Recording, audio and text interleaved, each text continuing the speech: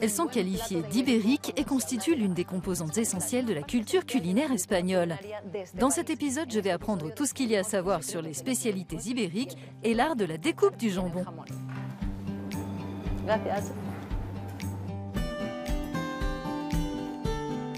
Je me rends sur les terres des 3 des 4 labels de qualité ibérique les plus emblématiques d'Espagne. Rabugo dans le sud-ouest, Guijuelo dans le nord-ouest et Los Pedroches dans le sud, pour connaître les secrets du jambon, de la charcuterie et des pièces de viande ibérique. J'arrive dans de fascinantes prairies de chênes verts où vit la race porcine autochtone espagnole Ibérico. Ici, les glands tombés des arbres recouvrent le sol en automne et en hiver. Un véritable festin pour les porcs quand septembre arrive. Ils ont l'air vraiment heureux. Le porc ibérique est souvent appelé le porc heureux, non seulement en termes de bien-être animal, mais aussi parce qu'il profite des pâturages, de l'herbe et surtout des glands. Ils sont de très bonne qualité et les porcs les mangent très bien cette année. Et les porcs, gourmands, peuvent parcourir des kilomètres pour dénicher les glands les plus sucrés. C'est la période la plus importante de l'année, appelée Montanera. C'est la saison où les animaux marchent 12 ou 14 km par jour, ce qui est énorme. Ils broutent des glands et de l'herbe toute la journée pour se nourrir. En faisant de l'exercice dans des pâturages, les porcs fournissent une viande plus maigre contenant des graisses saines. Me voici dans la région de Rabugo, l'un des territoires les plus réputés pour le jambon ibérique.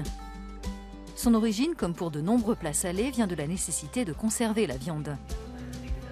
Le processus d'affinage se fait dans le respect des traditions. Cette entreprise produit du jambon ibérique depuis 140 ans. Ici, chaque jambon est une pièce unique. Au bout du compte, il provient d'un porc qui a vécu en liberté et qui a eu un comportement qui lui est propre. D'où le caractère artisanal de la production du jambon ibérique. Le processus de séchage et d'affinage nécessite du temps et une bonne température de conservation. Les pièces peuvent être mises à sécher jusqu'à 5 ans. Les moisissures s'accumulent et donnent au jambon des saveurs uniques. Comme un fromager qui scrute régulièrement ses pièces, ici le jambon est testé tous les jours. C'est parfait. L'arôme indique si le jambon est prêt à être dégusté. Mais pas n'importe comment. La découpe est un art à part entière. Pouvez-vous nous en dire plus sur la façon de découper ? Il faut beaucoup de pratique pour obtenir une tranche petite, fine et translucide, de sorte que l'on puisse voir à travers, qu'elle fonde dans la bouche et que l'on puisse apprécier toutes les saveurs du jambon. Impressionnant, c'est très bon. Pour ne pas passer à côté d'autres délices ibériques, je me rends à Guijuelo, dans le nord-ouest de l'Espagne, pour découvrir la fabrication des charcuteries. La matière première est la même, une excellente viande provenant de porcs nourris au gland, mais celle-ci n'est pas soumise à un processus de salaison et l'assaisonnement est au cœur des recettes. Ça sent le pimentón.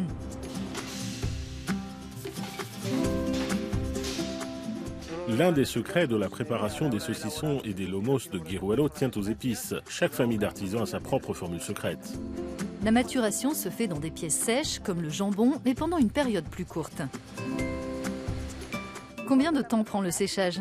Nos saucissons et lomos restent au séchage entre 3 et 6 mois selon la qualité. Le saucisson de porc nourri au gland, 2 mois de plus que le saucisson ibérique de Cebo. Des spécialités à couper en fines tranches, idéales pour les entrées ou les apéritifs. Comme vous pouvez le voir, il est fait des meilleurs morceaux de lomo ibérico. La couleur est donnée par le pimentón de la Vera. Et dans le salchichón, on peut aussi voir le poivre noir.